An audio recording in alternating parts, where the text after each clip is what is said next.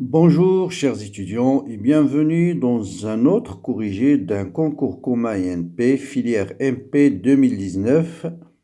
L'objet de la partie que je vais corriger, c'est la partie qui s'intéresse au rayonnement dipolaire, ce qu'on appelle dipôle oscillant. Vous savez qu'en électromagnétisme, quand une charge est accélérée, elle va rayonner, elle va devenir source d'ondes électromagnétiques. Donc voilà le sujet, donc vous allez le télécharger bien sûr dans la description de la vidéo. Je vais passer tout ce qui est généralité, données, donc ça j'en ai pas besoin, lampe à décharge.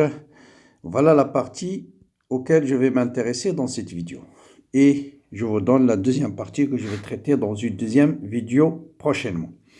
Donc la première partie, c'est l'étude, ce qu'on appelle le modèle de Thomson de l'atome. Donc d'abord, vous avez une première question. Donnez la pulsation oméga 0 du photon lors de la désexcitation d'un atome passant d'un niveau excité à un état fondamental. Donc ensuite, dans la partie 2, on va s'intéresser au dipôle, au modèle de Thomson. Donc Joseph Thomson, c'était le premier physicien qui a donné le premier modèle de l'atome après la découverte de l'électron. Et pour lui, une fois que la matière est chargée et contient des électrons, une charge négative, puisque la matière est neutre, donc il a élaboré un modèle de l'atome. Donc le modèle adopté ici est celle élaboré par Joseph Thomson, prix Nobel en 1906, pour avoir découvert l'électron. Il proposa en 1904 le modèle de Pending aux électrons, modèle de pomme tarte au raisin. Donc vous avez, c'est une pâte, c'est ça l'atome, et qui est imprégné par des charges négatives. Voilà le modèle charge négative et la pâte, c'est une distribution de charges positives. Donc voilà le modèle de Thomson. Donc une boule de centre O de rayon A avec un rayon, c'est le rayon de bord, 10-10 mètres ou 1 angstrom. Cette boule elle est chargée de manière uniforme en volume avec une densité de charge ρ. Sa charge totale c'est plus E. Considérée tout d'abord immobile. Donc on considère dans le référentiel du laboratoire.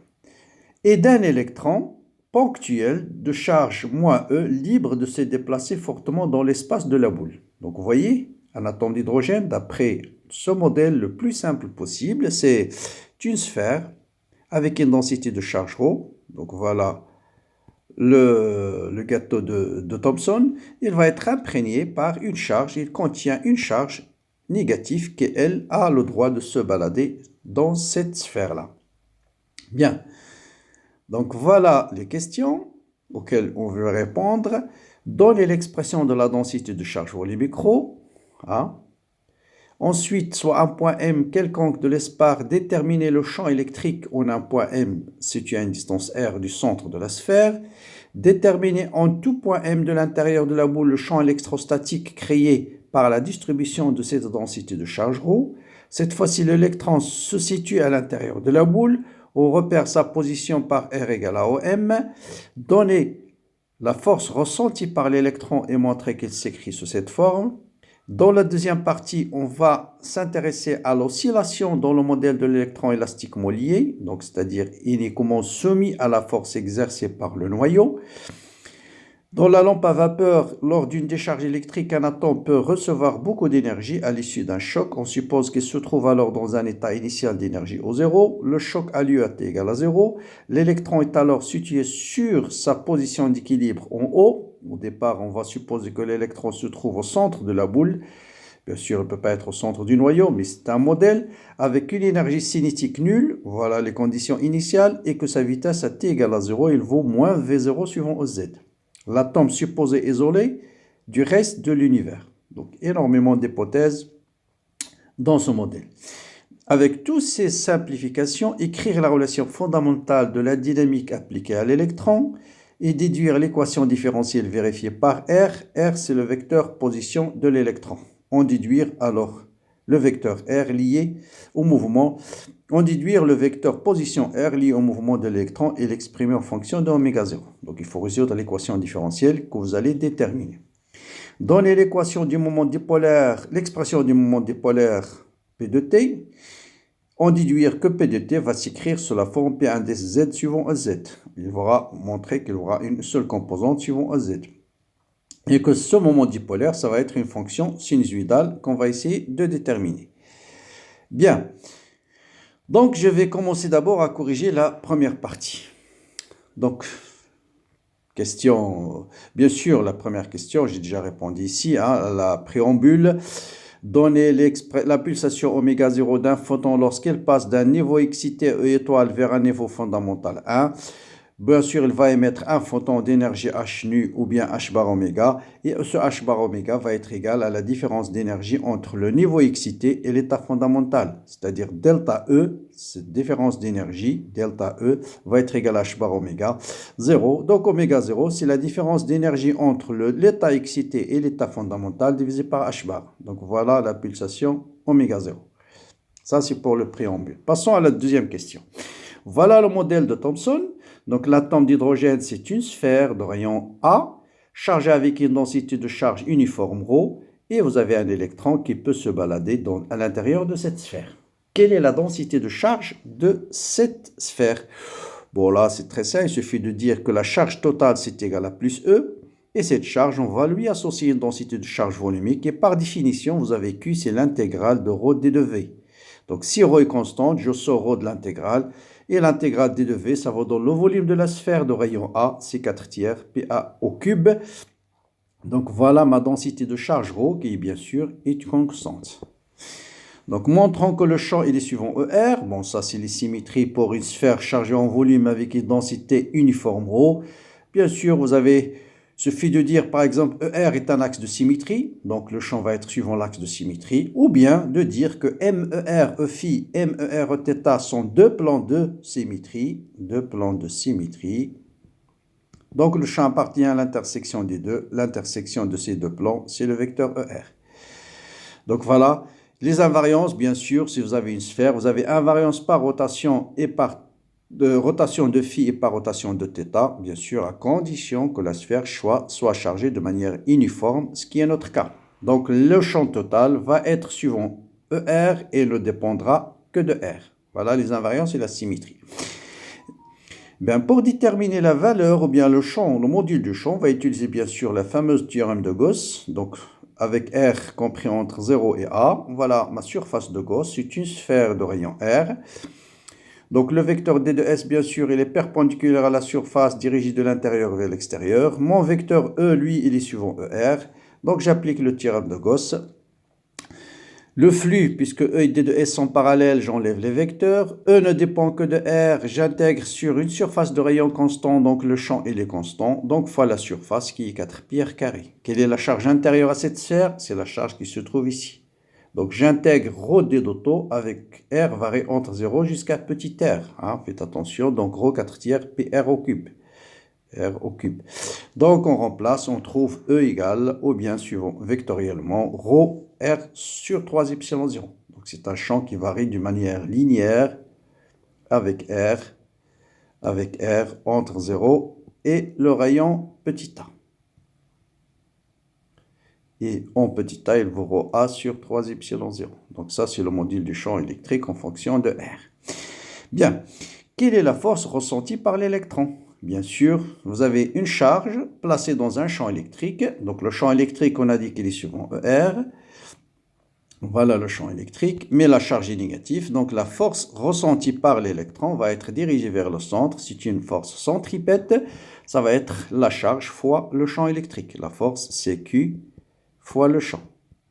Comme la charge c'est moins E, donc ce sera moins E fois le champ électrique, et donc ça moins E fois, je remplace ρ par sa valeur, 3E sur 4 pi A au cube fois 3 epsilon 0, des petites simplifications, je trouve que F effectivement de la forme moins M oméga 0 au carré fois OM avec à condition d'opposer oméga 0 au carré égale E carré sur 4 pi epsilon 0. Donc là, c'est moins E fois E. On a remplacé juste ρ par sa valeur. Hein.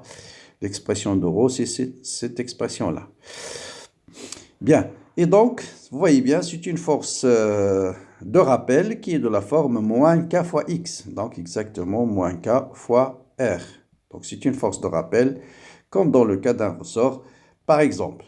Donc, cette force de rappel...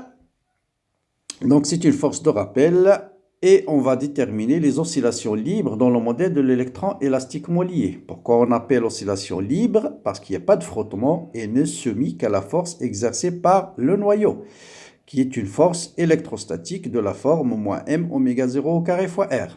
Bon, il suffit d'appliquer le principe fondamental de la dynamique. Le système étudié, c'est l'électron.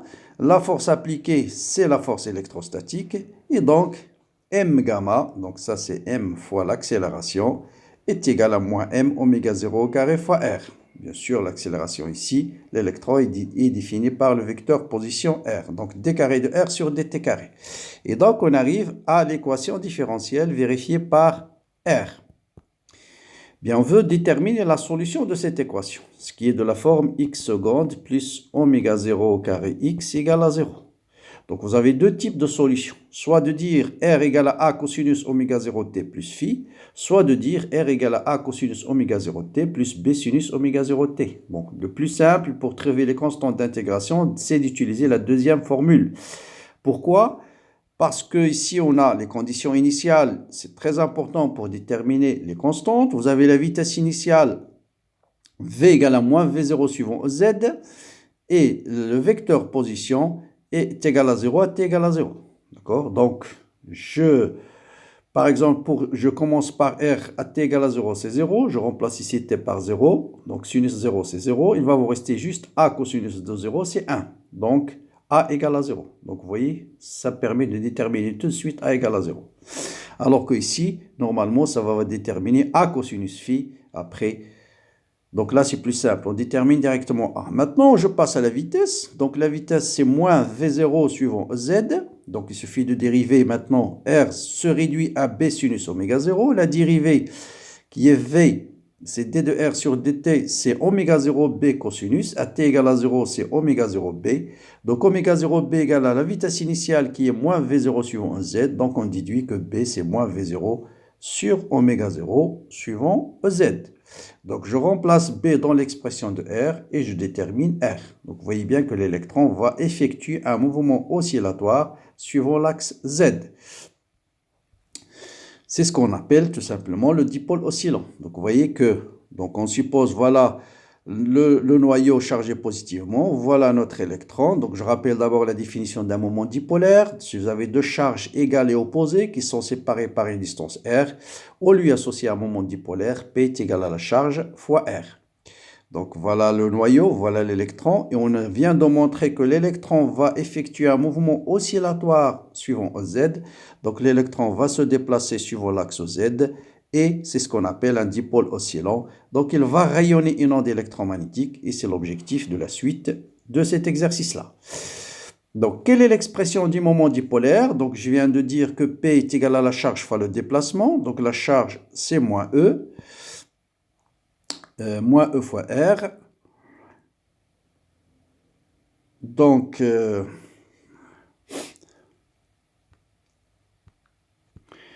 bon, juste là, pourquoi on a écrit en fait moins E fois R? Parce que dans notre modèle, hein, donc le vecteur R, c'était le vecteur dirigé du centre de l'atome d'hydrogène vers la position de l'électron. Alors que normalement, dans le moment dipolaire, la définition Q fois R, le R, c'est dirigé de la charge négative vers la charge positive.